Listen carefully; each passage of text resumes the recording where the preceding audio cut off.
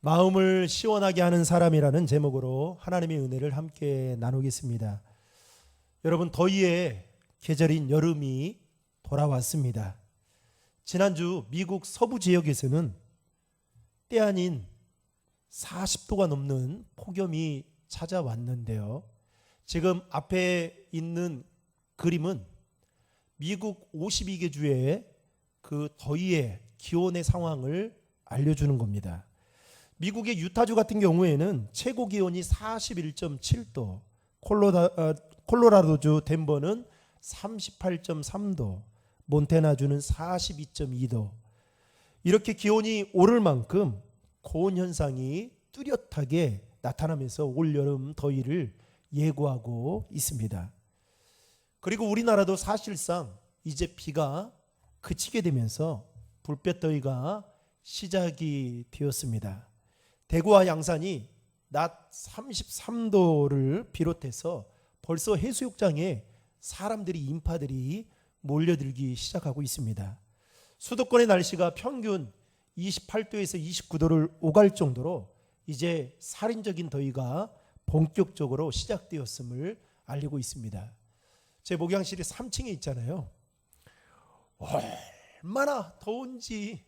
그렇다고 에어컨을 틀면 감기에 걸릴 것 같고 참 조절하기 너무 힘든데 문을 다 열어놓긴 하지만 정말 덥습니다. 그나마 저만 있어서 이제 앞으로는 반바지를 갖다 놓고 입고 여러분들이 오시면 그때는 옷을 갈아입는 등 이렇게 올 여름을 보내야 되지 않을까라는 생각을 가져보게 됩니다. 여러분, 여름이 되면 많은 사람들이 가장 시원한 곳과 그리고 가장 시원한 곳을 찾게 됩니다. 시원한 곳으로는 얼음 수박아채, 그리고 물냉면, 콩국수, 팥빙수 이런 것들을 사람들이 찾죠. 그러면서 그 무더운 여름을 보냅니다. 그리고 시원한 곳으로는 물이 흐르는 계곡이나 수영장 또는 해수욕장, 요즘에는 호캉스를 하면서 무더운 여름철을 보내기도 합니다. 작년과 동일하게 올 여름도 우리는 코로나 바이러스로 인해서 여름철에 마스크를 쓰면서 보내야 된다라는 생각을 하니 벌써부터 가슴이 탁 막히고 답답함이 느껴집니다. 더 답답한 것은 최근에 이 델타 변이 바이러스가 각 나라마다 확산이 되어가면서 이에 따른 공포감과 두려움을 우리에게 주면서 언제 이제 우리의 마스크를 벗을 때가 있을까라는 그런 생각을 갖게 만들고 있죠. 그러다 보니 참 답답합니다. 여러분, 이것만이 아니죠. 이로 인해서 경제적인 어려움들이 더해져 가고 있고 정치 참 보면 소망이 없다라는 생각이 들고 시시때때로 변하는 교육 정책 참 우리를 답답하게 만듭니다. 사방팔방을 둘러보아도 참 한숨만 절로 나오는 시대 속에 우리는 그 더위까지 먹으면서 우리는 답답함을 누구에게 호소하지도 못하고 살아가고 있습니다. 이러한 때에 우리의 마음을 시원하게 해줄 만한 기쁜 소식이 많았으면 좋겠다라는 그런 생각을 가져보게 됩니다. 흔히 인생을 만남이라고 말을 합니다. 존경받는 스승과의 만남, 신앙과 인격이 구비된 배우자와의 만남, 또 함께 울고 함께 기뻐할 수 있는 친구와의 만남, 더 나아가서 신앙적으로는 예수님과의 인격적인 만남이 어쩌면 우리가 인생을 열심히 사는 것보다 더 중요한 것이 아닌가라는 생각을 가져보게 됩니다. 아동 작가인 정채봉 씨가 쓴 만남이라는 그 시에 보면 이런 내용이 있습니다. 제가 읽어드리겠습니다.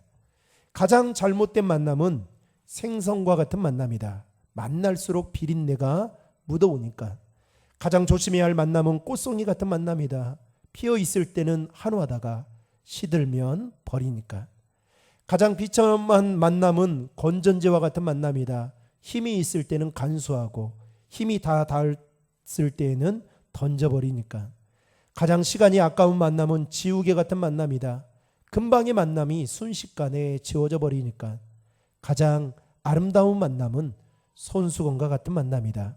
힘이 들 때는 땀을 닦아주고 슬플 때는 눈물을 닦아주니까. 여러분, 우리 주변에는 크게 두 종류의 사람으로 구분할 수가 있습니다. 한 종류의 사람은 무엇을 해도 보는 사람들로 하여금 속을 시원하게 만드는 사람이 있습니다. 그리고 또 한 종류의 사람은 작은 일 하나에도 보는 이로 하여금 참 답답하게 만드는 사람이 있습니다. 똑같은 일인데도 어떤 사람은 속을 시원하게 만든 사람이 있는 반면에 어떤 사람은 답답하게 만드는 사람이 있다라는 것이죠. 제가 일부 예배 때도 말씀드렸지만 저에게는 3명의 자녀들이 있습니다. 이 3 자녀들이 저희 유전자를 가지고 태어나지 않았습니까? 그런데 이 3 자녀들이 다 달라요. 어쩔 때 보면 참 속을 시원하게 하는 자녀도 있고, 어쩔 때는 참 마음을 답답하게 하는 자녀도 있고, 또 어떤 자녀는 중간지대에 있는 자녀도 있고, 어쩜 이렇게 다를까라는 생각을 가져볼 때가 있습니다. 오늘 본문에서 사도 바울은 고린도 교회 성도들에게 언제든지 함께 있고 싶고 무엇이든지 다 퍼주고 싶고, 그래서 이러한 사람들과 계속해서 만남을 갖고 싶은 사람들에 대해서 소개를 하고 있는 내용이 바로 오늘 우리가 읽은 본문의 말씀입니다. 오늘 본문을 보면 사도 바울이 고린도 교회 성도들에게 소개하는 사람은 3명의 사람이었는데, 이 3사람의 이름은 스데바나와 부드나도와 아가이고라는 사람이었습니다. 이들은 사도 바울은 이들을 가리켜서 딱 한 문장으로 정리했습니다. 마음을 시원하게 하는 사람들이다 라고 표현했습니다. 여러분, 17절과 18절의 말씀을 화면을 보고 함께 읽겠습니다. 내가 스데바나와 부드나도와 아가이고가 온 것을 기뻐하노니 그들이 너희의 부족한 것을 채웠음이라. 그들이 나와 너희 마음을 시원하게 하였으니 그러므로 너희는 이런 사람들을 알아주라. 당시 사도 바울은 고린도 교회로 인해서 마음이 심히 복잡한 상태에 있었습니다. 왜냐하면 자신이 개척한 고린도 교회가 여러 가지 문제들로 인해서 분쟁에 휘말리게 되면서 고린도 교회 안에 4개의 파당이 생겨나는 그 소식을 접하게 된 것입니다. 그것은 바로 고린도 교회 성도들이 마음이 하나가 되지 못했다는 것이죠. 고린도 교회는 유난히 다른 교회들보다도 주님으로부터 큰 은혜와 은사를 많이 받은 교회였습니다. 그만큼 주님의 사랑을 많이 받은 교회였다라는 것이죠. 그런데 문제는 고린도 교회를 구성하고 있는 성도들이 서로를 사랑하지 못하고 용납하지 못한 그 마음 때문에 서로에게 큰 상처를 주고 받는 일이 벌어지고 있었다는 것입니다. 이 소식을 들은 사도 바울이 이 고린도 교회 성도들을 생각하면서 밤새 눈물을 흘리며 근심하고 염려하면서 마음이 무척 무거운 상태에서 그는 고린도 교회 성도들을 위해서 고린도전서라는 편지를 쓰게 되었던 것입니다. 그래서 고린도전서는 편지의 내용인 것이죠. 그리고 고린도전서는 몇 장까지 있습니까? 16장까지 있는데 고린도전서 마지막 장인 16장에서 사도 바울은 오늘 고린도 교회 성도들에게 마지막 문안 인사를 하기에 앞서서 3명의 사람, 스데바나와 부드나도와 아가이고라는 이 3사람을 소개를 하면서 이 3사람은 너희들이 잊지 않고 꼭 알아주었으면 좋겠다. 다른 성경에 보니까 인정해 주었으면 좋겠다라는 그런 신신당부를 하게 됩니다. 그렇다면 여기서 우리는 이렇게 질문해 볼 수 있는 것이죠. 바울이 고린도 교회 성도들에게 소개한 이 세 사람은 도대체 어떤 사람들이었길래 바울은 이들을 가리켜서 나와 너희의 마음을 시원하게 하는 사람이라고 소개를 했는지 오늘 본문을 중심으로 세 가지 은혜를 함께 나누고자 합니다. 첫째, 사도 바울이 고린도 교회 성도들에게 소개한 이 세 명의 사람들은 어떤 사람들이었느냐? 섬기는 사람들이었습니다. 따라하겠습니다. 섬기는 사람들이었습니다. 우리 옆에 있는 분들을 보면서 이렇게 인사하겠습니다. 내가 먼저 섬기겠습니다. 여러분, 오늘 본문 15절의 말씀을 우리 화면을 통해 같이 읽겠습니다. 형제들아, 스데바나의 집은 곧 아가야의 첫 열매요 또 성도 섬기기로 작정한 줄을 너희가 아는지라 내가 너희를 권하노니. 여러분, 방금 읽은 말씀에 보면 스데바나와 그의 가정은 아가야 즉 고린도를 이야기하는 거거든요. 고린도에서 처음으로 예수를 믿은 복음의 첫 열매였다라고 소개를 하고 있습니다. 그런데 그는 오늘 본문에 보니까 성도 섬기기로 작정한 사람이었다라고 소개를 하고 있다라는 것입니다. 우리말 성경에 보니까 이렇게 표현합니다. 성도들을 섬기는 데에 헌신한 사람이었습니다 라고 표현합니다. 그러니까 한마디로 말하면 스데바나와 그의 가정은 성도를 섬기는 일에 있어서 억지로나 또는 타인의 권유나 목회자의 부탁에 의해서 성도를 섬기는 것이 아니라 자기 스스로의 마음을 가지고 성도를 섬기기로 헌신하기로 작정했던 사람이었다는 것입니다. 여러분, 얼마나 귀한 사람입니까? 바울은 그래서 고린도 교회 성도들에게 이런 사람을, 스데바나와 같은 사람을 알아주고 인정해 주어야 된다라고 소개를 하고 있는 것입니다. 여러분, 우리가 살고 있는 이 시대는 철저하게 자기 중심적인 이기적인 사회로 변해가고 있습니다. 누가 옆에서 힘들고 죽어가고 있는데도 눈 하나 깜빡하지 않고 그래 사는 사이가 돼버리고 말았죠. 그러다 보니까 대다수의 사람들은 섬김을 받고 싶어 하지 남을 섬기려는 마음이 그다지 많지 않습니다. 여러분, 왜 여러분들의 자녀들에게 열심히 공부하라고 시킵니까? 왜 여러분들은 돈을 많이 벌려고 하십니까? 왜 여러분들은 직장에서 초고속 승진을 하기 위해 안간힘을 쓰십니까?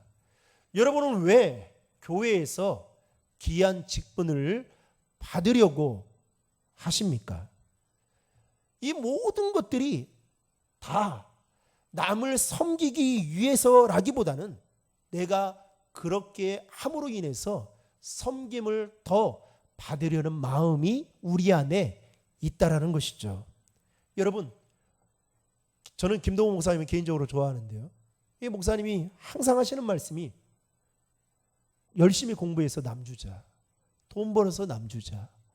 그래서 이 목사님은 철저하게 교인들의 성도들의 그 지갑을 열려고 노력하는 분입니다. 왜요? 남을 섬기기 위해서죠. 여러분, 우리가 열심히 공부하고 돈을 많이 벌고 승진을 하고 그리고 교회에서 귀한 직분을 받는 이유는 단 하나여야 됩니다. 남을 섬기기 위해서라는 것이죠.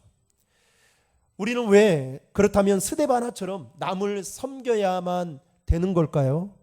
저와 여러분은 이미 예수님의 섬김을 받은 자들이기 때문입니다. 예수님이 저와 여러분들을 섬기기 위해서 자신의 귀중한 목숨을 하나도 아깝게 여기지 아니하시고 십자가에 못 박혀 죽으심으로 여러분 섬김의 본을 보이셨습니다. 우리는 그 섬김을 받은 자들이에요. 왜 자녀들이 부모의 마음을 그렇게 알아주지 못하고 불효자식으로 살아갈까 생각해 보면요, 자기가 큰 거라고 생각하는 거예요. 그런데 그 자녀의 삶을 일평생 돌아보면 부모의 그 섬김이 있었기 때문에 자녀가 그렇게 성장하게 된 것이거든요. 이거를 깨닫지 못하면 평생 불효자식으로 살아가는 겁니다. 사랑하는 성도 여러분, 저와 여러분이 예수님으로부터 섬김을 받을 만한 자격과 조건을 갖춘 사람은 단 한 사람도 없을 것입니다. 예수님이 우리를 위해 십자가에 못 박혀 죽지 않으신다고 해도 우리가 돌을 던질 사람이 없을 겁니다. 그럼에도 불구하고 예수님은 저와 여러분들을 십자가에 못 박혀 죽으심으로 섬김의 본을 보여주셨고, 그 결과 우리는 영원한 생명을 얻고 하나님의 구원받은 백성이 되었다는 사실입니다. 섬김이 있었기 때문에 이 은혜를 저와 여러분이 지금도 누리고 있다라는 것이죠. 예수님의 공생애의 삶을 한마디로 정리한다면 섬김의 삶이었습니다. 예수님은 십자가에 못 박혀 죽는 그 순간까지 제자들의 발을 씻겨주는 섬김의 본을 보이시면서 요한복음 13장 15절에 제자들에게 이렇게 말씀하셨습니다. 같이 읽겠습니다. 내가 너희에게 행한 것 같이 너희도 행하라. 그러니까 야, 나만 너희들을 섬기는 게 아니라 너희도 섬김을 받았으니까 섬겨야 된다라고 말하고 있는 것이죠. 더욱이 예수님은 이 땅에 자신의 육신의 옷을 입고 오신 그 목적을 분명히 깨달았습니다. 그 목적은 바로 남을 섬기기 위해서 오셨다라는 것이었습니다. 그래서 마가복음 10장 45절은 이렇게 말씀하고 있습니다. 같이 읽겠습니다. 인자가 온 것은 섬김을 받으려 함이 아니라 도리어 섬기려 하고 자기 목숨을 많은 사람의 대속물로 주려 함이니라. 예수님은 많은 사람들로부터 왕으로 추대를 받고 섬김을 받기 위해서 온 것이 아니라 섬기려고 철저하게 낮아져서 육신의 몸을 입고 오셨다라는 것입니다. 예수님인들, 여러분, 우리와 똑같은 성정을 가진 예수님인들, 인기, 명예 생각하지 않았겠습니까? 그런데 예수님은 철저하게 섬김의 본을 보이셨습니다. 사랑하는 성도 여러분, 누군가를 섬길 수 있다는 것은 엄청난 축복이고 은혜입니다. 저는 제가 있는 그 목사라는 위치가 섬김을 받는 자리잖아요. 그래서 그것 때문에 때로는 좋아할 수도 있지만 때로는 문득 이런 생각도 듭니다. 내가 하나님의 상급을 진짜 받을 수 있는 걸까? 그래서 여러분, 저도 되도록이면 성도님들을 어떻게 섬겨야 될지 늘 기도하고 그렇게 몸부림을 치려고 그런 생각을 가지고 살아갑니다. 여러분, 목사한테 커피, 밥 얻어 드시는 거 부담스러워할 필요가 없습니다. 왜냐하면 제가 더 많이 섬김을 받았거든요. 그런데 여러분들은 그 작은 것을 섬김을 받으면서도 왜 이렇게 미안해 하시고 왜 이렇게 하시는지 때론 제가 죄송할 때가 있습니다. 그러나 여러분, 저도 복을 받아야 되고 저도 상급이 있어야 될 거 아닙니까? 그래서 여러분, 섬길 수 있는 기회가 된다면 섬길 수 있는 그 모습으로 살아갈 수 있기를 주님의 이름으로 축복합니다. 하나님의 은혜를 받고 그 은혜를 아는 자라면 기꺼이 누군가를 섬길 수 있어야 된다고 생각합니다. 아니, 자신의 지위고하를 막론하고 교회 안에서 그 직분을 막론하고 목사는 대접을 받아야 되고 장로님은 대접받아야 되고 집사님들은 섬겨야 돼요. 이런 거 아니잖아요. 누구든지 예수님의 은혜를 알고 그 은혜를 받은 자라면 예수님처럼 섬길 수 있어야 된다라는 것입니다. 바로 그런 사람이 스데바나와 그의 가정이었다는 것입니다. 둘째로 사도 바울은 고린도 교회의 성도들에게 소개한 이 세 사람은 협력하는 사람들이었다라고 소개하고 있습니다. 따라하겠습니다. 협력하는 사람들이었습니다. 본문 16절의 말씀을 다 함께 읽겠습니다. 이 같은 사람들과 또 함께 일하며 수고하는 모든 사람에게 순종하라. 우리말 성경에 보니까 이렇게 표현합니다. 그러므로 여러분은 이런 사람들과 또 함께 동력하며 수고하는 모든 사람에게 복종하십시오. 바울은 고린도 교회 성도들에게 자신이 소개한 이 세 사람을 동력하고 즉 협력하라고 권고하고 있습니다. 한마디로 말하면 함께 해야 하는 그 일에 구경꾼이 되어서는 안 된다라고 말했습니다. 어제까지 청년부 여름수련회가 마쳤습니다. 어제 마지막 그 CCC 대표였던 박성민 목사님께서 우리 청년들에게 도전적인 말씀으로 이렇게 메시지를 던졌습니다. 청년들이요, 이제는 교회에 사이드에 있어서는 안 되고 교회 안으로 들어와서 주인의식을 가지고 그리고 동력하는 자가 되십시오라고 메시지를 던지더라고요. 여러분, 이제는 청년뿐만 아니라 우리 모두가 같이 교회를 세워가는 일에 협력자가 되어야 됩니다. 그동안은 한국교회가 목회자만 필드에서 열심히 뛰고 성도들은 그 필드 바깥에 그 관중석에 앉아서 우리 목사님 잘한다 박수치면서 우리 목사님 최고다, 우리 목사님 슈퍼맨이다 이렇게 응원했습니다. 그러나 여러분, 만인 제사장과 같은 그 마음을 가지고 우리는 하나님 나라를 위해 부름받은 자로서 이제는 하나님의 거룩한 교회를 세워가기를 원한다면 함께 협력해야 된다라는 것입니다. 하나님은 우리에게 주신 그 은사는 각기 다양합니다. 각기 다양한 은사를 가지고 여러분 뭐 하라고 주셨을까요? 협력하라고, 동력하라고 주셨다는 사실을 믿으시길 바랍니다. 그런데 사도 바울이 고린도 교회 성도들에게 들려오는 그 소식은 동력을 하지 않습니다. 자신들이 추종하는 그 대표의 사람이 최고라고 생각을 하고 협력을 하지 않습니다. 여러분, 우리 마음에는 참 이상한 못된 마음이 있습니다. 뭐예요? 나 아니면 안 된다라는 생각이 있어요. 그래서 내가 안 하면 다 안 된다. 여러분, 아닙니다. 제가 없어도 신도림 중앙교회는 잘 흘러갈 겁니다. 하나님이 세워갈 거예요. 여러분, 과거의 기라성과 같은 목사님들이 여러분 교회에서 은퇴하면 그 교회가 금세라도 무너질 것처럼 보였지만 여러분 그런 교회는 단 한 교회도 없습니다. 하나님이 다 세워갑니다. 하나님이 다 협력자를 보내십니다. 여러분, 사도 바울에게는 뒤에 동력하는 사람들이 있었기 때문에 그가 멋지게 사역을 할 수 있었고, 다니엘에게는 3명의 친구가 있었기 때문에 감당할 수 있었고, 예수님에게는 12명의 제자들이 있었기 때문에 그 위대한 일을 행하셨던 것입니다. 독불장군은 없는 것이죠. 그래서 여러분, 교회 일은 같이 협력해야 되는 것입니다. 구경꾼이 되어서는 안 된다는 것이죠. 여러분, 사도 바울은 고린도 교회 성도들에게 고린도전서 1장 10절에서 이렇게 말합니다. 같이 읽겠습니다. 형제들아, 내가 우리 주 예수 그리스도의 이름으로 너희를 권하노니 다 같은 말을 하고 너희 가운데 분쟁이 없이 같은 마음과 같은 뜻으로 온전히 뭐 하라고요? 합하라. 사랑하는 성도 여러분, 교회는 그야말로 천차만별의 각양각색을 가진 사람들이 모인 곳입니다.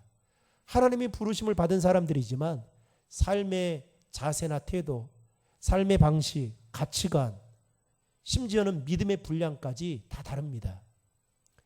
온전히 하나가 되지 못하면, 협력하지 못하면 그야말로 쉽게 무너질 수 있는 곳이 바로 교회입니다. 그래서 사도 바울은 고린도 교회 성도들에게 뭐라고 말하냐면 다 같은 말을 하고 분쟁이 없이 같은 마음과 같은 뜻으로 온전히 합하라고 그렇게 권고하고 있었던 것입니다.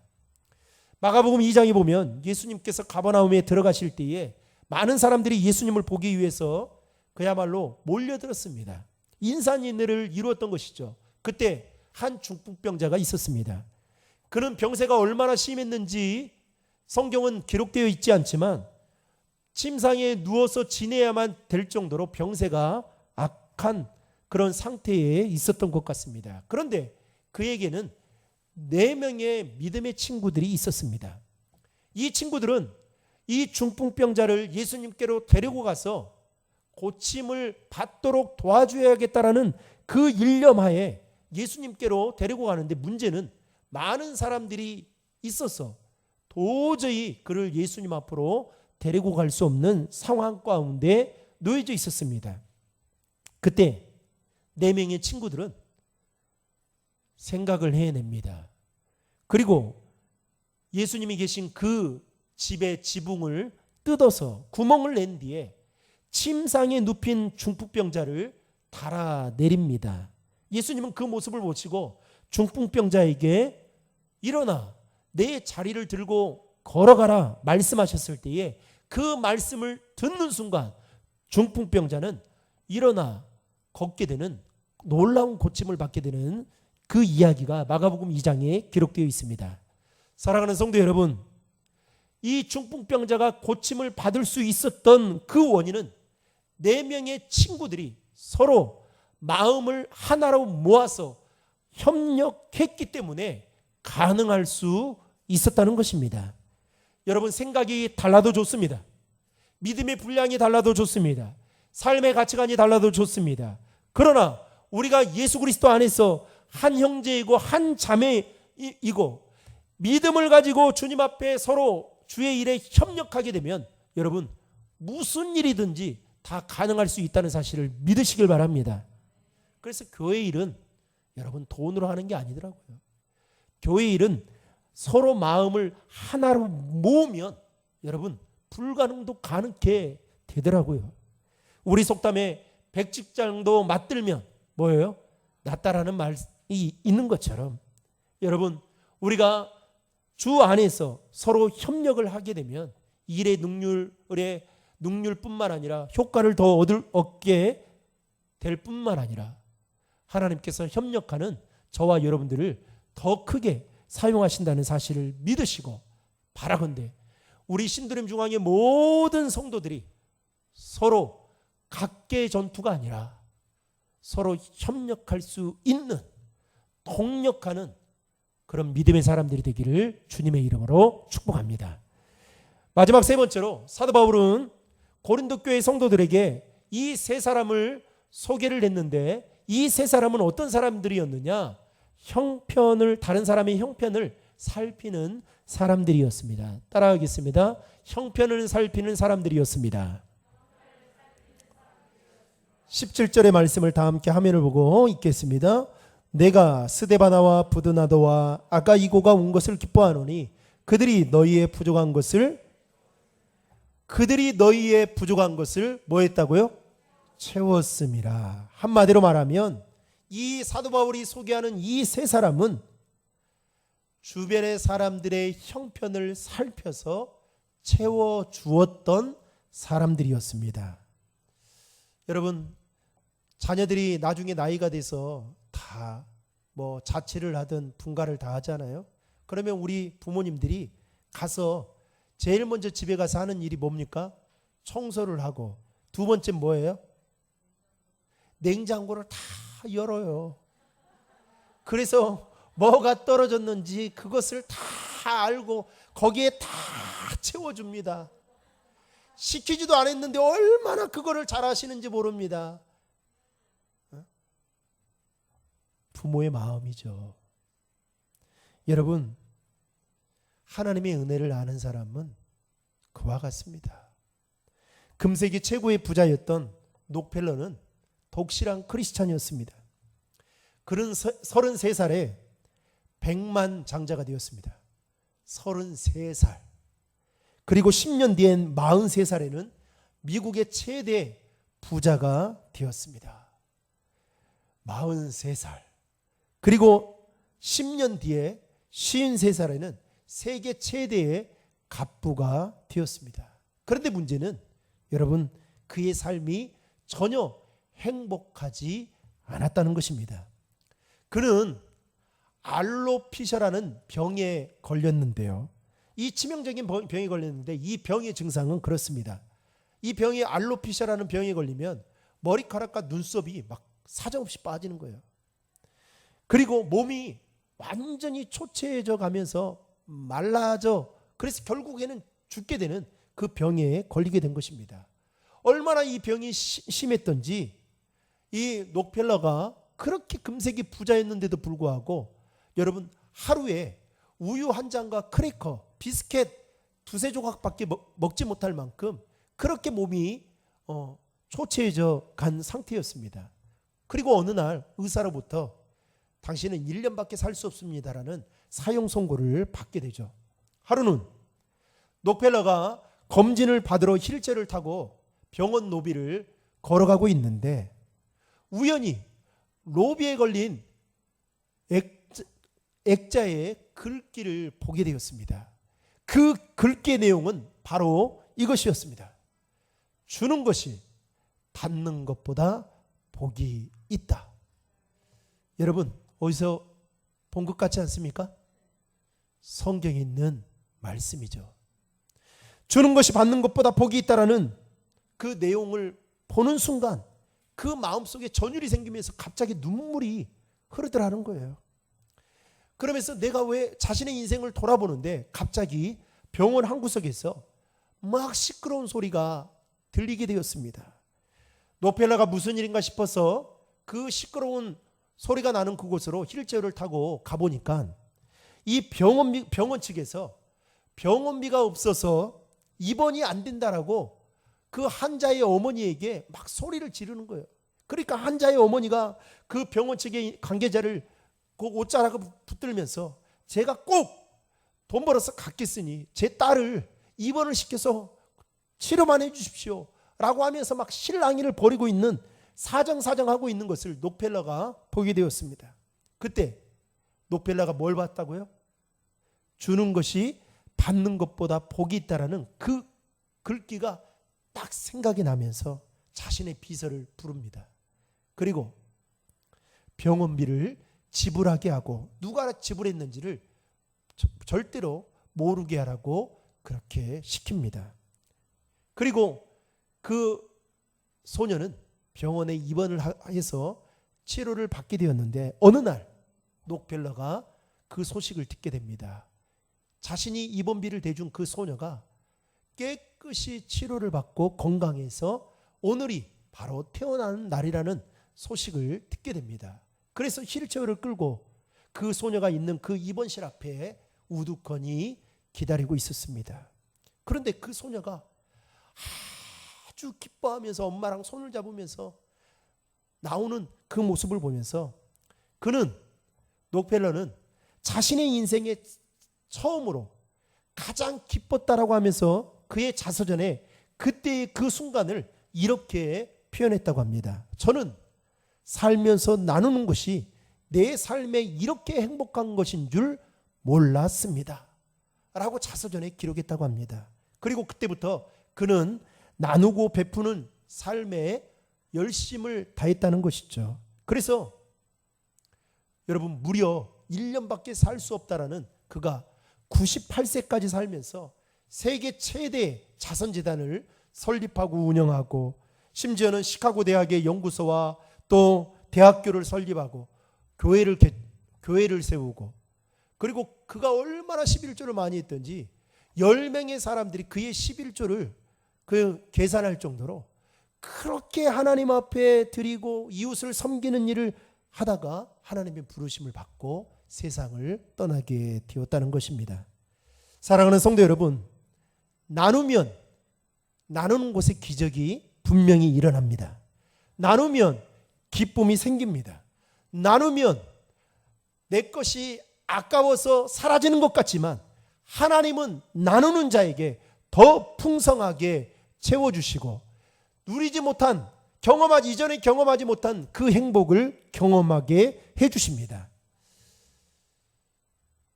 참 저는 우리 교회 교인들이 생각하면 참 감사하다는 생각이 들어요. 저도 이제 교회 우리 집사람하고 뭐 2달에 한 번 청소를 같이 하잖아요. 제가 해보니까 진짜 알겠더라고요. 그때 청소하고 나면 집에 가서 여름철에는 바로 샤워를 하고 그냥 1시간 정도는 누워 있을 정도로 정말 고됩니다. 두 사람이 이 본당과 3층을 한다는 것은요, 정말 힘든 일이더라고요. 그런데 여러분, 교회 안에는 이렇게 서로 나누고 섬기고 협력하는 사람들이 있습니다. 그리고 또 그것만 합니까? 오면요, 꼭 목사님, 제가 식사 대접한다고. 그러면 제가 그 대접을 받은 제가 늘 기도할 때마다 빠지지 않고 기도하는 게 있습니다. 하나님, 이분들이 있어서 섬기는 것이 아니라 마음으로 섬기는 것입니다. 그 마음을 받아주십시오. 여러분, 내가 많이 가지고 있다고 해서 누군가를 나누고 섬길 수 있는 게 아닙니다. 마음이 없으면 할 수 없는 것이죠. 그런데 오늘 사도 바울이 고린도 교회 성도들에게 소개한 스데바나와 부드나도와 아가이고는 그야말로 사도 바울에게 있어서 자랑할 만한 멋진 동력자들, 즉 마음을 시원하게 했던 자들이었습니다. 이들은 한결같이 남을 섬기고 협력하며 피로를 채워 주었던 사람들이었다는 것입니다. 바라건대 저는 우리 신도림 중앙의 모든 성도들이 무더운 여름에 시원한 냉수와 같이 만나는 모든 사람들에게 여러분 섬기십시오. 협력하십시오. 피로를 채워주십시오. 그러면 그들이 여러분들을 통해서 그 시원함을 느끼게 될 것입니다. 아, 신도림 중앙교회 오니까 이렇게 세상을 밝게 살아가는 사람들이 있구나. 아, 이런 교회가 여전히 있구나. 그런 하나님이 인정해 주는 그런 교회가 되기를 주님의 이름으로 축원합니다.